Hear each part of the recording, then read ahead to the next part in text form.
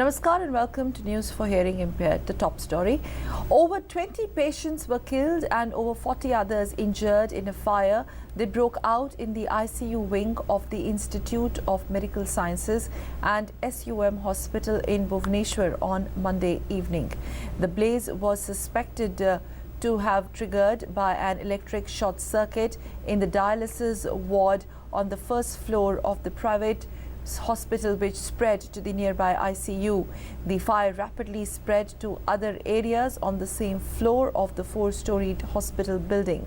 Meanwhile, state government has ordered a high-level probe by the Revenue Divisional Commissioner.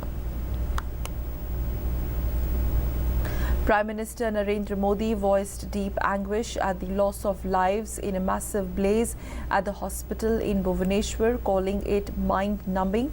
The Prime Minister in a tweet said that he spoke to Union Health Minister and asked him to facilitate transfer of all those injured to AIIMS. He also spoke to Odisha Chief Minister Naveen Patnaik about the distressing hospital fire tragedy and assured all possible support from the centre.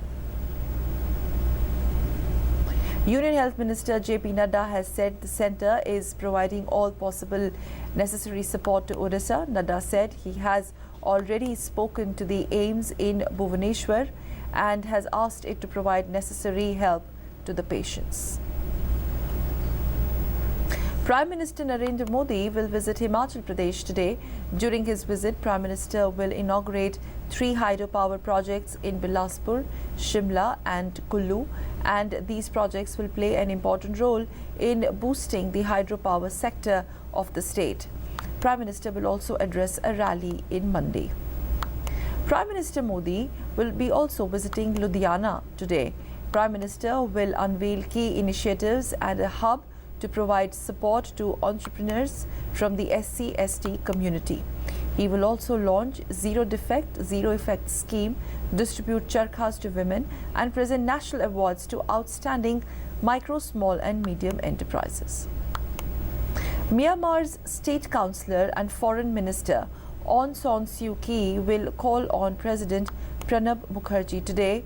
Suu Kyi, who is on a 3-day visit to Delhi, will also meet External Affairs Minister Sushma Swaraj. She will attend a business event during which she will interact with leading Indian leaders, business leaders, and discuss ways to improve commerce and trade between the two neighbors.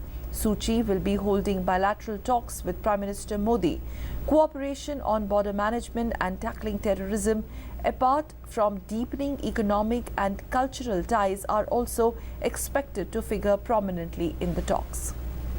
In other news, an FIR has been registered against the organizers of the religious congregation in Varanasi in connection with the stampede in which 25 people were killed and over 100 injured while crossing the Rajghat bridge to participate in the event.